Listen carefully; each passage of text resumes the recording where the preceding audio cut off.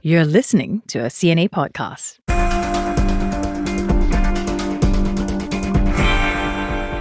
Hi guys, I'm Teresa Tang. As a kid growing up in the 90s, my parents nixed the idea of having any pets that had fur. Instead, this was the next best thing. Tamagotchi, the original virtual reality pet. Your care determines the pets you get from Bandai. A pretend pet, one that I could feed, play with, and watch grow. Fast forward 3 decades, and a similar trend has emerged in China. But instead of a virtual reality pet, think mango seed. Think toothpaste residue in your sink. I'm not making this up. China correspondent Melody Chan joins me today, and we're going to chat about how these emotional support pets are helping to alleviate stress among China's youth. Hi, Melody. Welcome to the show. So nice to have you on. Hi, Teresa. Thanks for having me. So I got this pitch from your editor, and I have to say, when I shared it with the podcast team, you can imagine the reaction: shock, laughter, disbelief. I want to know what went through your mind when you first discovered that people were doing this. Yes, so the first time I came across this strange pets, it was people raising mango seeds and even rocks. So it definitely struck me as odd, but I figured they were just troll posts on the Chinese social media platforms. And I've been noticing this quirky trends for a while, but I never really thought much of them until I saw something recently that really made me pause. People were raising toothpaste. Yes, you heard that right. So it's the toothpaste residue that you see in your sink if you are not careful brushing your teeth in the morning. So I went on to do more research and I found out there are more similar trends. People were raising yeast, the yeast starter to use to make sourdough bread.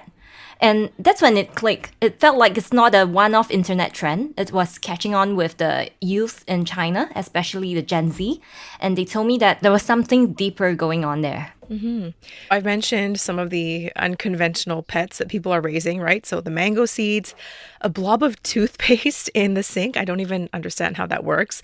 Can you explain, how do you raise and take care of toothpaste, and what sort of other things are young people treating as pets? Yes, it's a bit wild, right? So people actually take good care of these weird pets. So take mango seed, for example.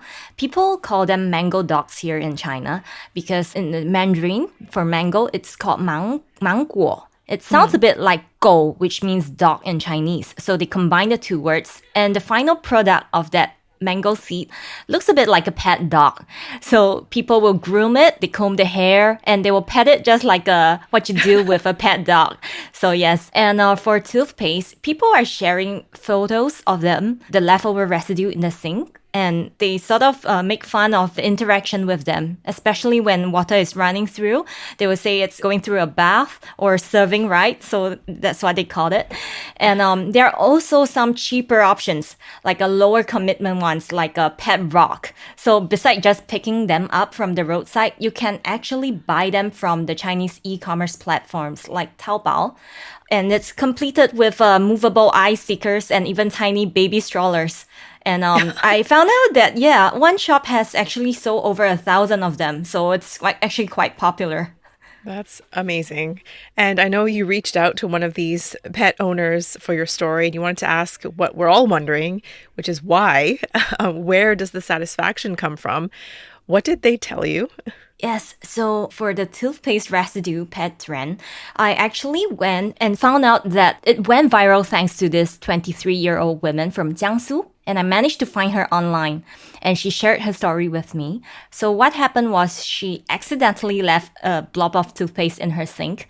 And when she came home from work, she thought it looked oddly cute. So she took a photo of it, yes, and she posted it on a popular social media platform here called Xiaohongshu. And then she shared a sort of a storyline with it. So they said that when water is running through it, the skin would stay hydrated. And when the tap is turned on stronger, the toothpaste blob is enjoying some surfing. So, but it would shorten its lifespan. Yeah, it's going to wash away. Yeah. So the post got over 95,000 likes. And after that went viral, it inspired many others to follow. So, and for sourdough yeast, so it's actually the yeast starter, or they call it levain in French. It's a mix of flour and water, and it's allowed to ferment with wild yeast and bacteria from the environment. So it's no surprise that many of the pet parents are bakers. So Oh. I spoke to one home baker named Peach, and she told me that there's a quiet joy watching something grow because of your care. Because it's a living mix, so you have to feed it regularly to keep it active. It's kind of like a pet. And for her, it's an emotional outlet too, something that requires just the right amount of responsibility each day to feed it and check in, but not so much that it becomes stressful or overwhelming. So if you look closely to the yeast starter, it's actually quite active. It will be moving and reacting to the stirring. And there's something really calming and kind of therapeutic about it. Let's dig deeper into the emotional value of this trend. What does it say about us as a society today? I mean, are we so devoid of real relationships or fearful of responsibility that it's really come to this? Yes, you're absolutely right. I think it really taps into something deeper going on with the young people, especially Gen Z in China. So the pressure they are facing right now is pretty intense, not just around career or housing, but also about social expectations, family responsibilities, even just affording to live. So there's a viral quote that's going around online in China that kind of says it all. It goes, I'm 30 years old. I don't have a house. I don't have a car. I don't have a partner. My parents are counting on me to retire, and I'll probably need a loan just to raise a kid. So, yeah, it's meant to be a joke, but for a lot of people, it really hits home. So raising something like a rock or mango pit isn't just about being cute. It's also about having a small, manageable way to express care and creativity without the heavy emotional or financial burden of, say, raising a real pet or even thinking about kids. And I spoke to a psychologist. So I spoke to Zhang Xing, a psychology professor from Peking University. He told me that expressing emotions actually takes energy. So it would drain your mental resource. But with these weird pets, there's no emotional cost. So you don't have to invest much or worry about getting hurt. So maybe that's what makes it feel healing. Yeah. Another psychologist, Dr. Qi Jing from Hunan Second People's Hospital, described it as a kind of emotional safety net. So it's a way to build routine and comfort in a fast-moving, sometimes isolating environment. So it might seem silly from the outside, but many young people, it's about reclaiming a bit of softness in the otherwise tough world. We can have a listen to this young Chinese actress. Her name is Qi Ruyi. She's been raising a mango pit to relax and unwind after her work stress. The other day, I saw a trending topic saying young people raising mango pits are just messing around.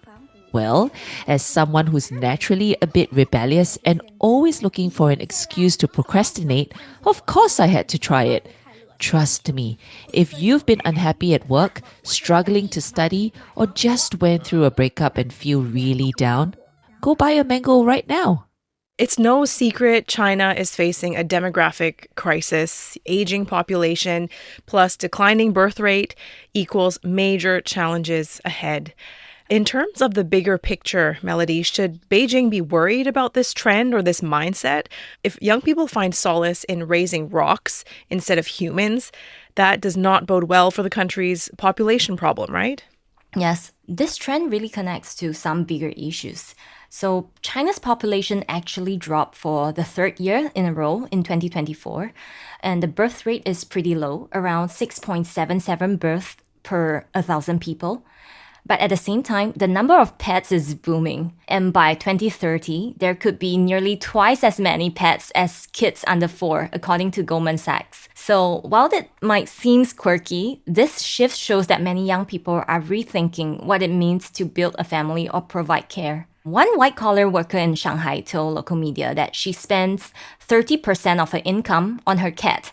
Not because it's cheap, but because it helps her manage her anxiety. And let me put it into context. So in 2023, the average starting salary for graduates from top universities in first-tier cities like Beijing and Shanghai was around 12,000 to 13,000 yuan.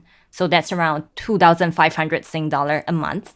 But even with those numbers, the cost of raising a child remains daunting. So a report in 2024 from Yuhua Population Research found that raising a child from the birth to age 17 in Shanghai costs just over 1 million yuan. So if you divide it over 17 years, that's 5,000 yuan a month. So add that to job insecurity and social pressure, it's no surprise that many young people are stepping back from traditional life paths. And the government is aware of these shifts, and we've seen new policies around housing, education, and even subsidies for parents. But the mindset change, it's much harder to reverse. So while mango pits and pet rocks might look harmless, but actually points to a much bigger question about where Chinese society is headed. Yeah, and that stress is also not just particular to China. I think a lot of youth in other countries feel it as well. Okay, before we go, Melody, I have to ask you, did you get caught up in this trend? Have you tried raising any unconventional pets? Okay, so I didn't expect to try any of these quirky pet trends myself, especially since I'm still settling down into China. But as luck would have it, I had a mango at home last night. Okay. So while staring at the seed, I thought, why not give it a go? So just for the sake of experimentation, right? So it wasn't until I got my hands on that and I realized it's actually not that easy. So there are some steps you have to follow before you can truly own one. So I followed one tutorial online, and basically you have to, after eating the mango, you have to wash the seed, soften the fiber with hair conditioner, blow dry it or air dry it, and sometimes you have to paint it with colors or draw little faces on it so that it looks like a pet. So in case you're curious, here's a look at my first mango pet. Oh, wow. Okay. So, yeah, but the fur turned out to be pretty sparse. So maybe I think you need to pick the right kind of mango for it to work. So for people who can't see, it's a very flat mango seed. It kind of looks like a gerbil, almost like a hamster, the face that you've drawn on it. And yeah, the hair is looking a bit sad, but great first try. The experience really made me appreciate the charm behind this strange little trends. Because one social media user that we've used in our article said that there's something really healing in being silly, and it reminds her not to take life too seriously. So that really struck a chord, especially to my editorial team. So I think in the fast-paced society, I think this makes a lot of sense.